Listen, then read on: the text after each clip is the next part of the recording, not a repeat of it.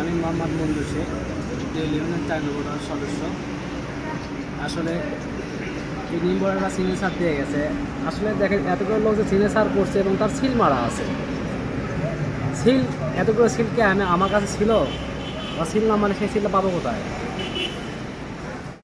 দেউলি ইউনিয়নে সদস্যদের সিগনেচার নিয়ে বিতর্ক, উঠেছে নানা অভিযোগ।